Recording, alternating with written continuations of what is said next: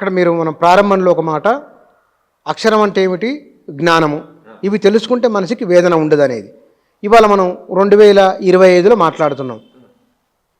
ఒక 500 సంవత్సరాల కింద, ఒక 1000 ఏళ్ల కింద తీసుకుంటే కనుక దూర్జేటి ఒక పద్యంలో చెప్పిన మాట, నరుండట్లో టెరింగిన్ సదాకాంతల వర్ధములు తను నిక్కంబనుచు మోహార్ణవ భ్రాంతి చెంది చరించును గాని పరమార్థంపైన నీ యందు చింతాకంతయు చింత నిలిపాడు శ్రీకాళహస్తీశ్వర.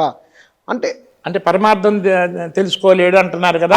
పరమార్థం అంటే అక్షరం సత్యాన్ని తెలుసుకోకుండా ఉన్నాడు అన్ని చేసినా. అంటే మానవ పరిణామ క్రమంలో ఇట్లే ఉన్నాడు. మానవుడైతే మారట్లేదు. ఆయన ఎంత చెప్పుకుంటూ వచ్చినా ఇట్లే ఉన్నాడా? ఎంతున్నా అన్ని సమస్యలకి దీనికి అల్టిమేట్ థింగ్ అంటే ఒకటి సత్యాన్ని తెలుసుకోవడం. ఇక్కడ కూడా ఏమన్నాను, అక్షర అభ్యాసం అన్నాం. అక్షరాన్ని తెలుసుకోవటం ఒకటి, తెలుసుకోగానే అక్షరం ఆ స్థితిలో ఉండం. అభ్యాసం అంటే దాన్ని మాటి మాటికి గుర్తు చేసుకొని దాన్ని ఎక్కువగా అనుభవించటం. ఇప్పుడు ఒకసారి పలకరించి రావటం వేరు, రెగ్యులర్గా వెళ్ళి దాన్ని మొక్కకి డైలీ నీళ్లు పెట్టడం వేరు. ఒకసారి మొక్క చేయటం వేరు, దాన్ని డైలీ నీళ్లు పోసి చేయటం, అది పెరుగుతూ ఉంటుంది కదా. సో అభ్యాసం అంటే ఏదైతే అక్షరమో దాన్ని గుర్తించి దాన్ని మాటి మాటికి గుర్తు చేసుకోవటం. ఇక్కడ ఏంటంటే ఏమీ లేదు, నేను నేను నేను అనేది, నన్ను నేను తెలుసుకుంటే భగవంతుడిని తెలుసుకున్నట్టే, భగవంతుడిని తెలుసుకుంటే నన్ను తెలుసుకున్నట్టే, ఏ ఒక్కటి తెలుసుకున్నా సరిపోద్ది. నేను అనేది అసలు నేను, నాది కాదు, నాది కాదు. నేను అనేది మార్పు లేని సత్యము. ఎందుకంటే ఏమన్నాడు భగవంతుడు, సత్యము, నాశనం లేనివాడు. మరి జ్ఞానం తెలిసినవాడు నేను ఒకటే అన్నాడు. జ్ఞానం తెలిసినవాడు నేను సత్యమని గుర్తించాలి కదా. మరి నేను సత్యం అంటే నా శరీరం మారుతుంది, నా మనసు మారుతుంది, నా బుద్ధి మారుతుంది, నా డ్రెస్సులు మారుతున్నాయి, నా ఇష్టాలు మారుతున్నాయి, నాది నాది నాది అన్నీ మారుతున్నాయి కదా. అన్నీ మారుతున్నప్పుడు మరి నాది ముఖ్యమా, నేను ముఖ్యమా? నాది నేను రెండు ఒకటేనా? నేననేది ఒకటి ఉందా లేదా? మరి ఏ నేను ముఖ్యమో, అవునా? ఎవరైనా 2 ఎంటుకలు రాలినప్పుడు బాధపడతాడు, ఎట్టెందుకని. 4 ఎంటుకలు రాలుతాయో అని భయపడతాడు. ఒక ఎగ్జామ్లో 4 మార్కులు తక్కువ అని బాధపడతాడు. ఇంకో నెక్స్ట్ ఎగ్జామ్ ఏమవుతుందని భయపడతాడు. చిన్నాటికి 100 సార్లు. అవును, 100 సార్లు. కానీ నీ 2 కాళ్ళు యాక్సిడెంట్ అయ్యి డ్యామేజ్ అయితే, నీ 2 కాళ్ళు తీయకపోతే నువ్వు బతకవు అంటే, నా కాళ్ళు ముఖ్యం అంటాడా, నేను ముఖ్యం అని అంటాడా? కన్ను ముఖ్యం అనుకుంటాడు కాళ్ళ కంటే. కాళ్ళు తీసేనా నన్ను.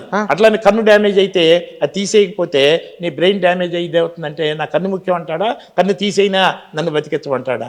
అలానే నా చెయ్యి అయినా నా కోసమే, నా కాలైనా నా కోసమే, నా కన్ను అయినా నా కోసమే, నా ఇల్లు అయినా నా కోసమే, నా ఫ్రెండ్ అయినా నా కోసమే, అవునా? మరి 24 గంటలు ఎవరైనా నేనుండాలనుకుంటున్నారా, నాది ఉండాలనుకుంటున్నారా? నాది అనేది కూడా ఎందుకు ఉండాలనుకుంటున్నాడు? నా కోసం కదా. ఇక్కడ మరి అంటే నాది అనేది ప్రతిదీ నా కోసమే. ఇక్కడ మీలాంటి వారు మీరు మినహాయింపు అనుకుందాం. ఎందుకంటే కోట్ల రూపాయలు సంపాదించుకున్నా వాటి మీద వ్యామోహం ఎందుకు? మరి లేదు, మీకు భగవద్గీత, ఇంత పెద్ద ఇల్లు, మీరు జ్ఞానం నేర్పడం. ఇప్పుడున్న ప్రజలకు అందరూ నాతో సహా 4 రూపాయలు సంపాదించుకోవాలి, మంచి జీవితం ఉండాలి, ఈ కోరికల చుట్టూనే మనిషి ఎందుకు తిరుగుతున్నాడు? తెలుసు మనిషి శాశ్వతం కాదని తెలిసినప్పటికీ గీతలో భగవాన్ ఉవాచ ఏమిటి దీని మీద? ఇప్పుడు అసలు ఈ శరీరానికి అవసరానికి పోషించడం, ఈ మనసు శరీరము తన పనులు తను చేసుకో, ఆకలి అయితే చెప్పుద్ది, ఇది ఉంటుంది. ఇప్పుడు ఇక్కడ ఏంటంటే బతకలేకపోవటం అనే ఆలోచనలు చూడండి. వివేకానందుడు ఏమన్నాడు? ఫీర్ ఈజ్ డెత్ అన్నాడు. ఇప్పుడు ఆకలి అయింది శరీరానికి, దాహమైంది, సింపుల్. చిన్న జంతువుల దగ్గర నుంచి, అవునా, చిన్న దోమ దగ్గర నుంచి ఆకలి అయితే పాపం అది ఏం చేసుకోవాలో చేసుకుంటుంది. పెద్ద ఏనుగు దగ్గర నుంచి అది ఏం కావాలో చేసుకుంటుంది. అసలు జంతువులుగా ఉన్నంత ప్రశాంతత మనలో లేదు కదా. అసలు జంతువుల కన్నా ఎంత ఫ్లెక్సిబుల్ బాడీ మనది, అవునా? ఎన్నో రకాల ఫ్లెక్సిబుల్ బాడీ. అదే కాకుండా మన తెలివినే కాకుండా ప్రపంచంలో ఇప్పుడున్న 800 కోట్ల మంది కాకుండా అంతకుముందు వచ్చిపోయిన కొన్ని వేల కోట్ల జనాలు కనిపెట్టినవి కూడా ఈరోజు మనం వాడుకునే అవకాశాన్ని కలిగి ఉన్నాం. అంటే సొంత తెలివిని, సొంత అనుభవాన్నే కాకుండా, సొంత శ్రమనే కాకుండా ఇంతమంది తెలివిని, ఇంతమంది శ్రమను వాడుకునే అవకాశం కలిగి ఉన్న మనం కనీసం జంతువు అంత ఆరోగ్యంగా ఉన్నామా? మరి ఆరోగ్యమే మహాభాగ్యం అని ఏ జంతువు అనదు ప్రత్యేకంగా, అవునా? ఆరోగ్యమే మహాభాగ్యం అని. మరి ఆరోగ్యమే మహాభాగ్యం అంటే మనం మరి జంతువు అంత ఆరోగ్యంగా ఉన్నామా? మరి నీ తెలివితేటను వాడుకుంటున్నావు, ప్రతి జంతువుని కూడా వాడుకునే తెలివితేటలు కలిగి ఉన్నావు. ఇన్ని కోట్ల మంది కనిపెట్టిన ప్రతిదాన్ని వాడుకునే అవకాశం కలిగి ఉన్నావు. కనీసం జంతువు అంత ఆరోగ్యంగా ఎందుకు లేవు? ఇది ఆలోచిస్తే తగ్గిమాటికి దేనికి ఎంత ఇంపార్టెన్స్ ఇవ్వాలో దానికి అంత ఇంపార్టెన్స్ ఇచ్చుకుంటే జీవితం నడుచుద్ది ఆటోమేటిక్గానే. అవునా? 10 సంవత్సరాల నాడు ఏదో జరిగిన దానికి ఇప్పుడు బాధపడుతున్నాం, కోపం తెచ్చుకుంటున్నాం, ద్వేషంగా కలిగి ఉన్నాం. ఇందాక నేను అక్షరాభ్యాసం చెప్పిన సిచ్యుయేషన్లో తల్లిదండ్రులే కాదు టెన్షన్ పడుతుంది, తాతలు కూడా టెన్షన్ పడుతున్నారు. వీళ్ళ తాతలు ఆల్రెడీ 70 ఏళ్ళు వచ్చిన తర్వాత కూడా. అంటే అర్థం ఏంటి? వాడి భవిష్యత్తు ఏమవుద్దని వీళ్ళకి ఇప్పుడు కూడా టెన్షన్. అవునా? అంటే అర్థం ఏంటి? ఎప్పుడో ఏమవుతాడో ఏం జరుగుతుందో అని లేని బతుకు గురించి ఇది గ్యారంటీగా చనిపోవడం జరుగుతుంది కదా. మరి దాని గురించి అట్లయితే బతకలేరు, ఇట్లయితే బతకలేరు, టెన్షన్ ఎందుకు పెట్టుకుంటున్నావు? అసలు టెన్షన్ మనిషిని అనుభవించేటప్పుడు అసలు టెన్షన్ పడుతున్నాడు అనుకోండి, బాధపడుతున్నాడు అనుకోండి, మనిషిలో తెలివి తగ్గుతుందా పెరుగుతుందా? పెరుగుతుంది కదా.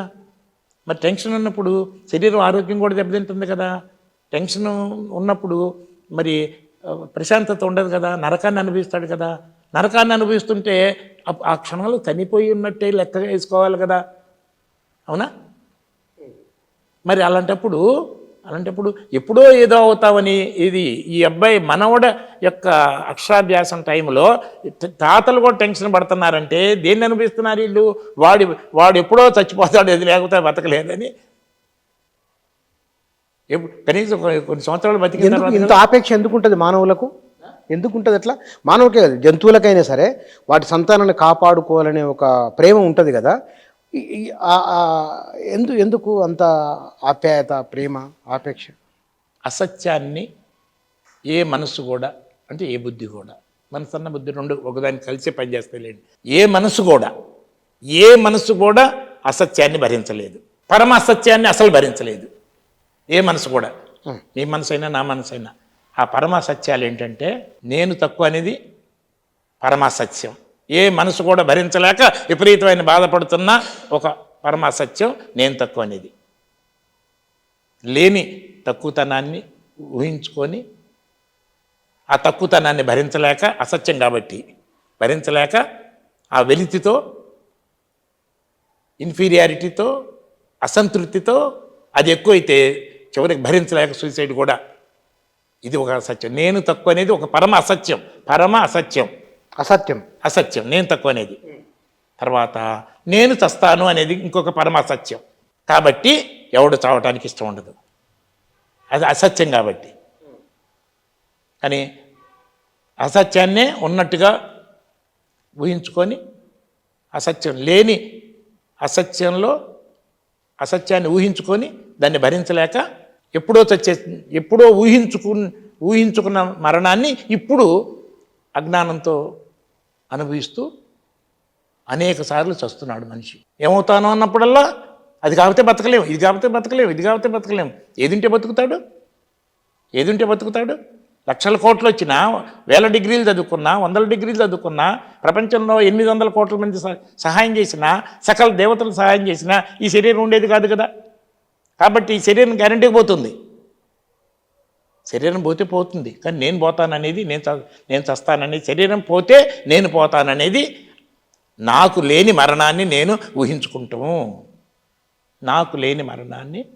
ఊహించుకొని దాన్ని భరించలేక భయం పేరుతో మరణాన్ని ప్రతి నిమిషం అనుభవిస్తూ సర్వశక్తులు పోగొట్టుకొని అలానే లేని తక్కువతనాన్ని ఏ ఒక్కడు కూడా నేను తక్కువ అనేది భరించలేడు, ఎంతటి వాడైనా. మీరు ఈ రెండు పరమ అసత్యాల్లో వల్ల మనిషి నరకాన్ని అనుభవిస్తున్నాడు. నేను తక్కువ అనేది పరమ అసత్యం, నేను మరణిస్తాను అనేది పరమ అసత్యం. సత్యం ఏమిటి? సత్యం ఏంటంటే నేను అనేది సత్యం, నాకు పరిమితి లేదనేది సత్యం. ఎట్లా? ఏదైతే మార్పు లేదో అది నాశనం కాదు కదా. ఏదైతే మార్పు చెందదో, మార్పు చెందేయే కదా నాశనం అయ్యాయి. మార్పు చెందనేది నాశనం కాదు కదా. ప్రకృతిలో నాశనం కాదంటూ లేదు కదా. రాయిలో కూడా మార్పు వస్తుంది. ఎండాకాలంలో రాళ్ళు భగవద్గీత చెప్పిన ఈ ఒక్క మాటే మిస్ అవ్వటం వల్లనే మన వాళ్ళు పొందాల్సిన బెనిఫిట్ని పొందలేకపోతున్నారు. భగవద్గీతలో నీకు మరణం లేదు అని చెబుతున్నాడు. అది నువ్వు తెలుసుకుంటే నేను ఒకటే అని చెబుతున్నాడు. 2 నిమిషాల్లో ఓపెన్ మైండ్తో ఉంటే వినేవాళ్ళు కానీ ఎవరన్నా తెలుసుకోవచ్చు. కానీ ఎడిక్ట్ అయ్యాం కాబట్టి నిలబెట్టుకోవడం కొంచెం కష్టం. అందుకనే అక్షరాన్ని తెలుసుకోవడం కొంచెం తేలికనే, దానికి శ్రద్ధ కావాలి. అక్షరం అంటే సత్యం, అంటే మార్పు లేనిది, అంటే నాశనం లేనిది. దాన్ని తెలుసుకోవడానికి కావాల్సింది శ్రద్ధ, కీన్ ఇంట్రెస్ట్ తెలుసుకోవటానికి. కానీ నిలబెట్టుకోవడానికి కావాల్సింది రెగ్యులర్ ప్రాక్టీస్. అందుకనే అభ్యాసం అన్నాడు. అక్షరాన్ని అభ్యసించటం, సత్యాన్ని అభ్యసించటం. సో ముందు తెలుసుకుంటే అభ్యాసం అనేది తర్వాత పార్ట్. ఒక ఇది తాగుడికి అలవాటు ఎడిక్ట్ అయిపోయి కుటుంబాన్ని కూడా నాశనం చేసుకున్న ఒకతనికి తను డ్రింక్కి ఎడిక్ట్ అయ్యానని, వ్యసనానికి, తాగుడుకి వ్యసనానికి అయిపోయానని అతనికి తెలుసు, కానీ బయటపడలేకపోతున్నాడు. కానీ మనం నేను ఇంతే, నేను పోతాను అనే అజ్ఞానపు ఆలోచనలకు ఎడిక్ట్ అయ్యామని కూడా సంగతి తెలియదు. అంటే నేను సత్యము అనే సంగతి మనుషులకు తెలియదనే సంగతి కూడా తెలియదు. ఏ నేను ఉండాలని అనుకుంటున్నాడో, ఏ నేను యొక్క మరణాన్ని సహించలేడో, ఏ నేను యొక్క తక్కువతనాన్ని సహించలేడో, ఆ నేను తక్కువ కాదు, మార్పు చెందదు, నాశనం కాదు అనే సంగతి తెలియదనే సంగతి కూడా తెలియదు.